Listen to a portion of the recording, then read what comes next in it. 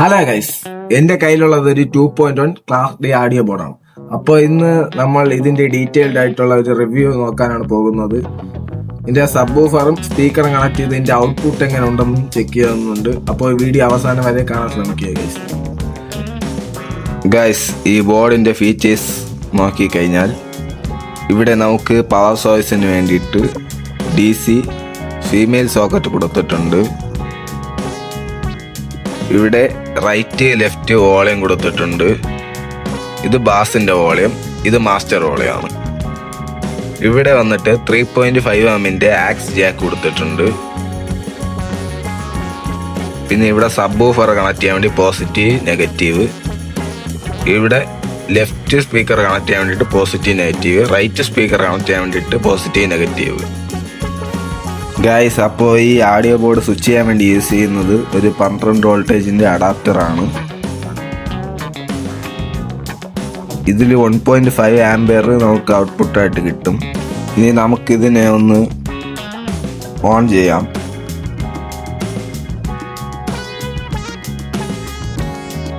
ഇവിടെ പച്ചള light കത്തുന്നുണ്ട്.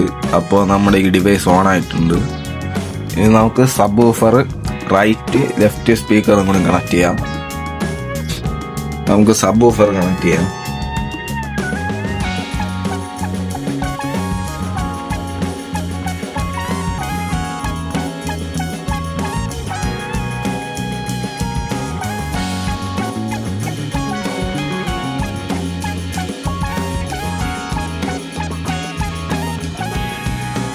Guys, അങ്ങനെ സബ്വൂഫറിന്റെ connection കൊടുത്തു കഴിഞ്ഞു.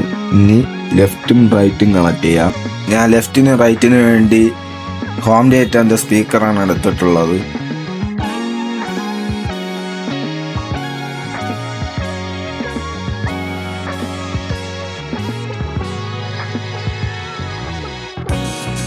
ഗൈസ്, അങ്ങനെ ലെഫ്റ്റ് റൈറ്റ് സബ്വൂഫർ നമ്മളിവിടെ കണക്ട് ചെയ്ത് കഴിഞ്ഞു.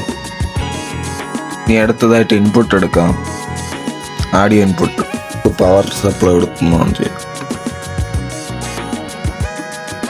ഓൺ ആയിട്ടുണ്ട്. നമ്മുടെ ഫോൺ യൂസ് ചെയ്ത് ബ്ലൂടൂത്ത് ആയിട്ട് കണക്ട് ചെയ്യാം. ഗൈസ്, ഇതിൽ ഞാൻ ആർഗോക്സിന്റെ 8 ഇഞ്ചിന്റെ സബ്വൂഫറാണ് കണക്ട് ചെയ്തിട്ടുള്ളത്. നമുക്കിനി വോളിയം കൂട്ടി നോക്കാം.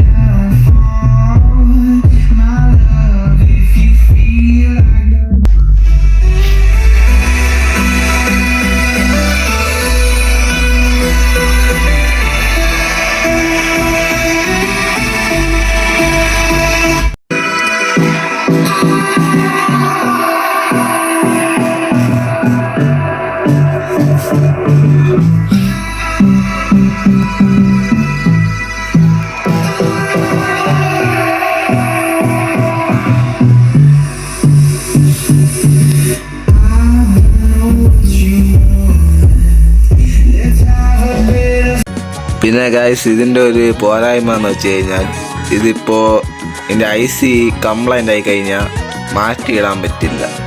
പറ്റുമെന്ന് പറയും, പക്ഷേ എക്സ്പെൻസീവ് ആണ്. ഇത് യൂസ് ആൻഡ് ത്രോ അങ്ങനത്തെ ഒരു ബോർഡാണ്. ഇല്ലാതായി കഴിഞ്ഞാൽ വലിച്ചെറിയാനേ പറ്റുള്ളൂ.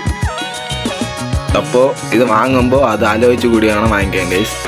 പക്ഷേ നമ്മുടെ വലിയ IC വെച്ചുള്ള ആംപ്ലിഫയറിൻ്റെ അത്ര പെർഫോമൻസ് കിട്ടില്ല. പക്ഷേ ഇറ്റ്സ് ഓക്കെ.